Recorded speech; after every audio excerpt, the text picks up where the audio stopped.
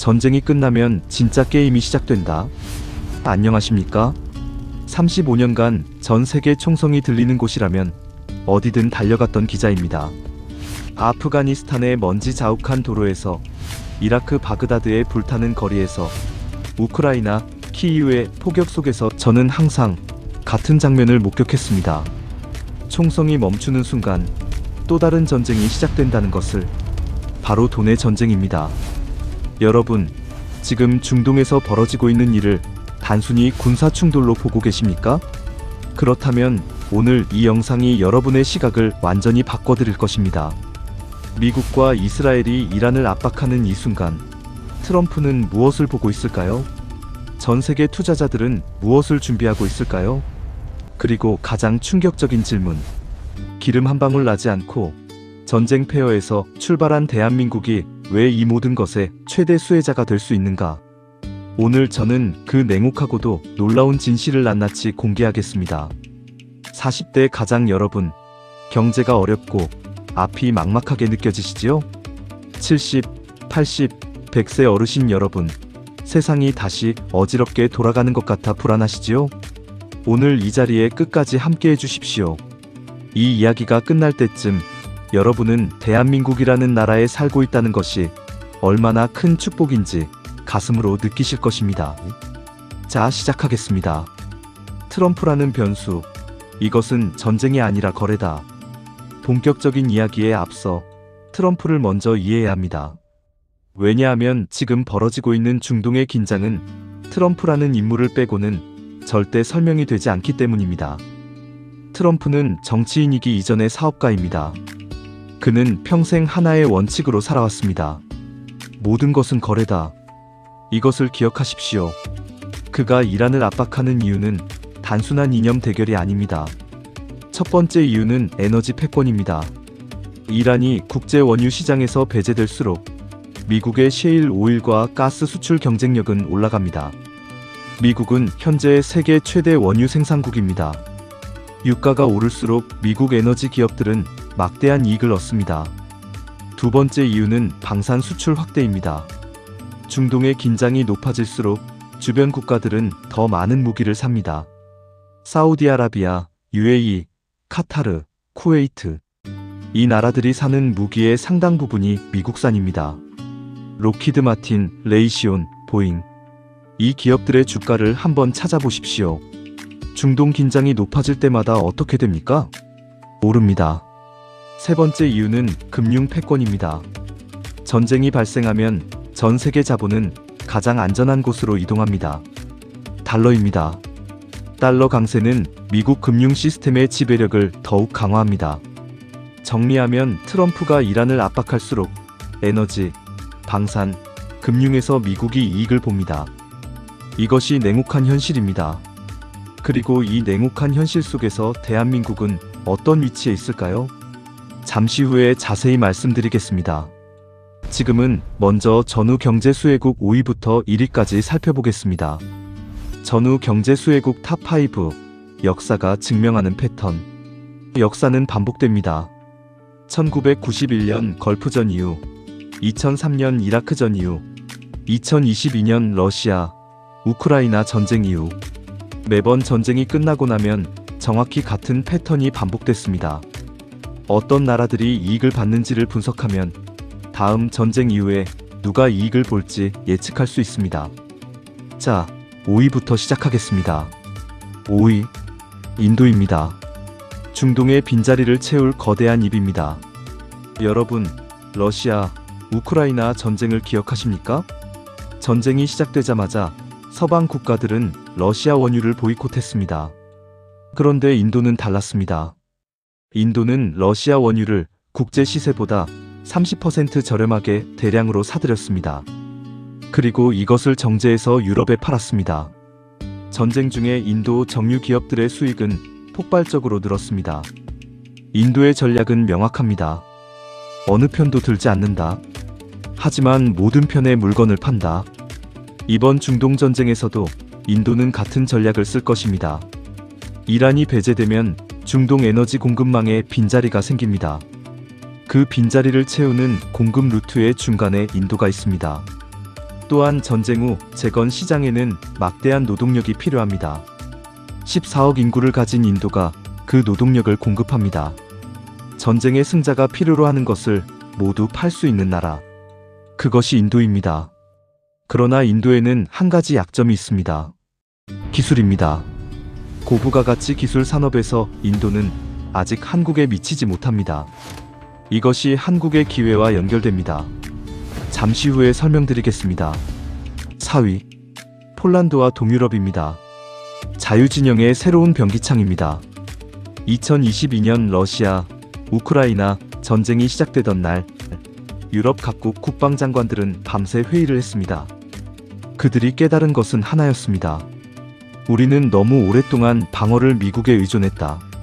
그 이후 유럽의 국방비 증가는 역사상 전례 없는 속도로 진행됐습니다. 그 중에서도 폴란드는 단연 돋보입니다. 폴란드의 현재 국방비는 GDP 대비 4%입니다. 미국 나토 기준이 2%인데 폴란드는 그 2배입니다. 세계 1위 수준입니다. 폴란드는 그 돈으로 무기를 삽니다. 그런데 어느 나라 무기를 살까요? 미국 무기는 너무 비쌉니다. 독일 무기는 생산 속도가 너무 느립니다. 프랑스 무기는 기술 이전에 인색합니다. 그래서 폴란드는 한국을 선택했습니다. K2 전차 980대, K9 자주포 648문, FA50 경공격기 48대, 계약 금액만 수십조 원입니다. 왜 한국을 선택했을까요? 세 가지 이유입니다. 첫째, 가격 대비 성능이 압도적입니다. 미국 M1 에이브럼스 전차 한 대 가격으로 K2 전차 2대를 살 수 있습니다. 성능은 동급 또는 그 이상입니다. 둘째, 납기가 빠릅니다. 한국 방산 기업들의 생산 속도는 세계 최고 수준입니다. 주문하면 빠르게 납품됩니다. 셋째, 기술 이전에 적극적입니다. 한국은 폴란드 현지에서 함께 생산하는 것을 허용했습니다. 이것은 폴란드에게 단순한 무기 구매가 아니라 방산 산업 육성의 기회였습니다. 이번 중동 전쟁이 길어질수록 유럽의 공포는 더 커집니다. 유럽의 공포가 커질수록 폴란드와 동유럽의 국방비는 더 늘어납니다. 그리고 그 돈의 상당 부분은 한국 방산 기업으로 흘러옵니다. 3위, 사우디아라비아입니다. 전쟁 후의 거대 건설 시장입니다. 여러분, 네옴시티라는 이름을 들어보셨습니까? 사우디아라비아가 추진 중인 미래 도시 프로젝트입니다. 사막 한가운데에 길이 170km의 직선 도시를 만드는 계획입니다. 총 사업비가 얼마인지 아십니까? 5천억 달러. 우리 돈으로 약 650조 원입니다. 그런데 이것은 시작일 뿐입니다. 사우디는 2030년까지 수천조 원 규모의 인프라 투자를 계획하고 있습니다. 왜 사우디가 이런 투자를 할까요? 석유 시대가 끝나가고 있다는 것을 알기 때문입니다. 그들은 석유 이후의 미래를 지금 준비하고 있습니다. 그런데 이 거대한 투자 시장에서 어느 나라 기업들이 수주를 따낼까요? 이란과의 갈등이 해소되고 중동의 평화가 찾아오면 그 돈은 건설로 흐릅니다. 삼성물산, 현대건설, 대우건설, 한국 건설사들은 이미 중동에서 수십 년간 신뢰를 쌓아왔습니다. 1970년대 중동 건설 붐 때부터 시작된 그 신뢰가 지금도 살아있습니다. 거기에 더해서 이제는 스마트 시티 기술, IT 인프라, 에너지 플랜트 기술까지 갖췄습니다. 중동 전쟁이 끝나는 순간 한국 건설의 봄이 다시 옵니다. 2위, 미국입니다. 에너지, 금융, 방산의 절대 패권입니다. 미국을 2위로 놓은 것에 의아하신 분들이 계실 겁니다. 왜 미국이 1위가 아닌가요? 잠시 후에 설명드리겠습니다. 먼저 미국이 이 전쟁에서 어떻게 이익을 얻는지 살펴보겠습니다. 첫째, 에너지입니다. 미국은 현재 세계 최대 원유 생산국이자 수출국입니다. 이란의 원유가 시장에서 배제되면 공급이 줄어듭니다. 공급이 줄면 유가가 오릅니다. 미국 에너지 기업들은 더 비싼 값에 원유를 팝니다. 트럼프가 취임하자마자 가장 먼저 한 일이 무엇입니까? 에너지 생산 규제 완화입니다. 그는 이미 그림을 그리고 있었습니다. 둘째, 방산입니다.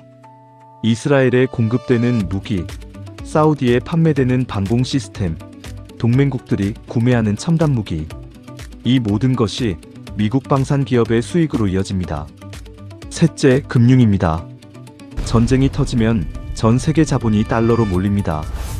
달러 강세는 미국 금융 시스템의 지배력을 강화합니다. 이것이 미국이 얻는 것입니다. 그렇다면 왜 1위가 아닐까요? 미국은 이미 강대국입니다. 이미 패권을 가진 나라에게 전쟁은 유지의 수단입니다. 하지만 1위는 도약의 기회를 얻는 나라여야 합니다. 상대적으로 가장 큰 변화와 성장을 경험할 나라. 그것이 바로 1위입니다. 이제 드디어 1위입니다. 대한민국입니다.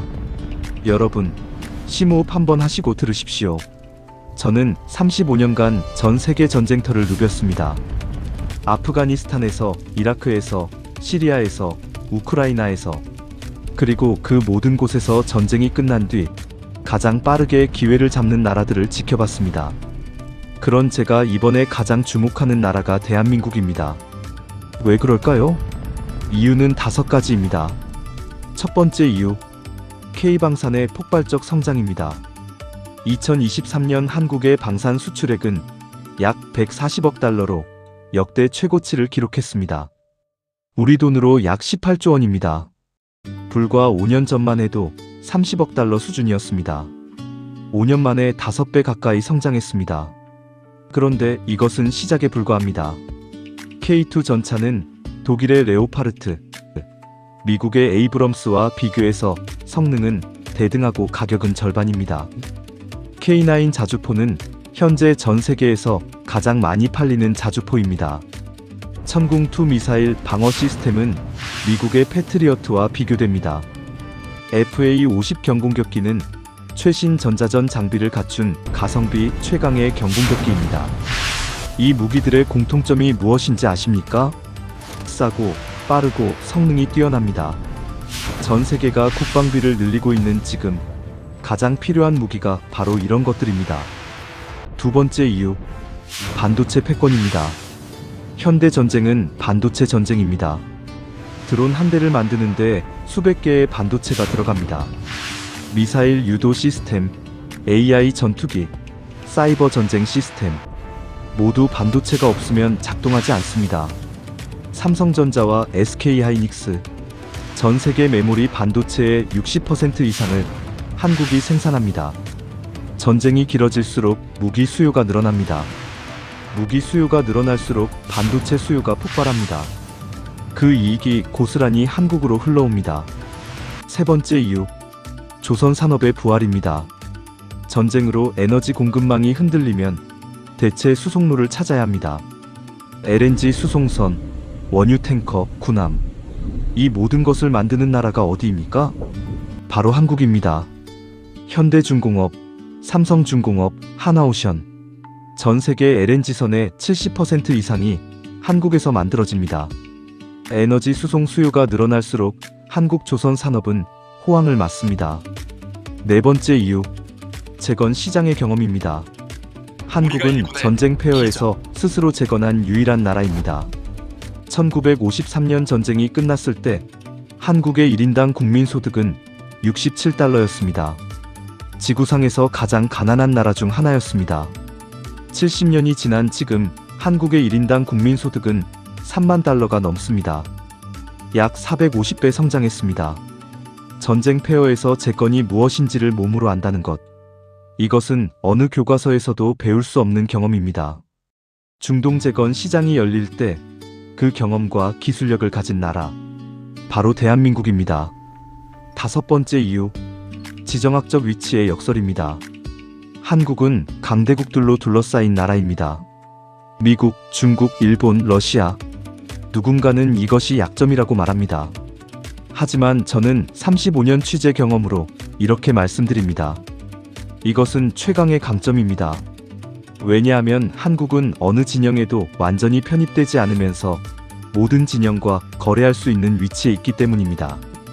미국과는 동맹으로 협력하고, 중국과는 경제적으로 교류하고, 중동과는 방산과 건설로 거래합니다. 어느 나라가 이 모든 것을 동시에 할 수 있습니까? 한국입니다. 한국인의 자부심, 우리는 충분히 위대하다. 여러분, 가슴이 뜨거워지지 않으십니까? 저는 지금 이 원고를 쓰면서 몇 번이나 눈물이 났습니다. 100세 어르신들 기억하시지요? 전쟁통에 미군이 주는 초콜릿 하나에 울고 웃던 그 시절을요. 아무것도 없던 시절, 먹을 것도 없고 입을 것도 없던 그 시절에도 자식들 교육만큼은 포기하지 않으셨지요. 그 정신이 오늘의 대한민국을 만들었습니다. 70, 80대 어르신들 기억하시죠? 새벽 4시에 일어나 공장으로 향하던 그 시절을요. 손이 거칠어지고 허리가 굽어도 일을 멈추지 않으셨지요. 그 땀방울이 오늘의 K방산을, K반도체를, K조선을 만들었습니다. 4050 세대 여러분 기억하시죠? 1997년 IMF 때 금모으기 하며 눈물 흘리던 그 밤을요. 결혼반지를, 돌반지를, 금메달을 들고 줄을 서던 그 새벽을요. 전 세계가 그 장면을 보고 충격을 받았습니다. CNN은 생중계하다 기자가 눈물을 흘렸습니다. 그것이 대한민국입니다. 그 나라가 지금 전 세계 전후 경제 수혜국 1위의 자리에 서 있습니다.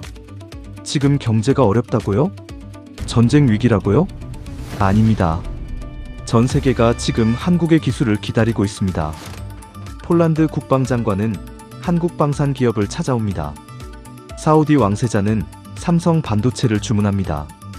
유럽 조선사들은 한국 기술에 러브콜을 보냅니다. 이것이 현재 대한민국의 위상입니다. 여러분이 매일 아침 일어나 출근하는 이 나라가 전 세계가 부러워하는 기술 강국입니다. 총성이 빗발치는 중동의 아이들이 가장 부러워하는 곳이 바로 여러분이 지금 앉아 계신 그 거실입니다. 여러분이 당연하게 누리는 이 평화가 누군가에겐 평생의 꿈입니다.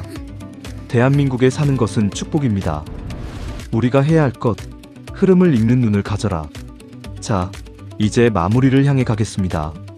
오늘 제가 말씀드린 내용을 정리하겠습니다. 전쟁이 끝난 뒤 경제적 이익을 얻을 나라 탑5. 5위 인도, 4위 폴란드와 동유럽, 3위 사우디아라비아, 2위 미국, 그리고 1위 대한민국. 왜 대한민국이 1위인가? K방산의 폭발적 성장, 반도체 패권, 조선 산업의 부활, 재건 시장의 경험, 지정학적 위치의 역설. 이 5가지가 맞물려 대한민국은 전후 가장 크게 도약할 나라입니다. 그렇다면 우리 개인은 어떻게 해야 할까요? 3가지만 말씀드리겠습니다. 첫째, 공포에 흔들리지 마십시오. 뉴스를 보면 무섭습니다. 전쟁, 경제 위기, 물가 상승. 하지만 역사를 보십시오. 대한민국은 이보다 더 어려운 상황을 이겨냈습니다. 전쟁의 폐허에서, IMF의 충격 속에서, 코로나의 공포 속에서 그때마다 우리는 일어났습니다. 이번에도 일어납니다. 둘째, 흐름을 읽으십시오.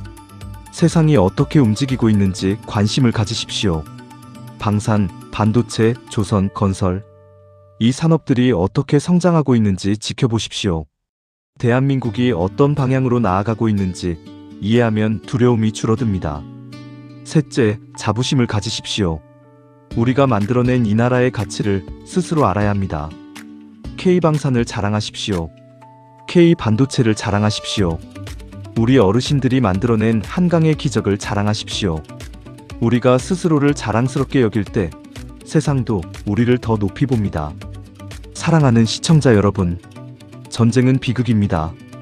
하지만 그 속에서도 세상은 멈추지 않습니다. 역사는 항상 앞으로 나아갔습니다. 그리고 그 역사 속에서 대한민국은 항상 더 강해졌습니다. 5천만 국민 여러분, 고개를 드십시오. 우리는 위대한 나라의 주인입니다. 잿더미에서 기적을 만든 어르신들의 후손입니다. IMF를 이겨낸 저력의 상속자들입니다. 전 세계가 줄 서서 사가는 기술을 만드는 나라의 국민입니다. 이 영상이 여러분의 지친 마음에 작은 위로와 큰 자부심이 되었기를 바랍니다. 공감하셨다면 좋아요와 구독 부탁드립니다. 댓글창에 나는 대한민국 국민인 것이 자랑스럽습니다. 라고 한마디만 남겨주세요. 그 한마디가 모여 대한민국을 다시 뛰게 하는 긍정의 에너지가 됩니다. 저는 다음에도 현장의 생생한 이야기를 담아 돌아오겠습니다. 끝까지 시청해주신 여러분, 진심으로 감사합니다. 대한민국 만세!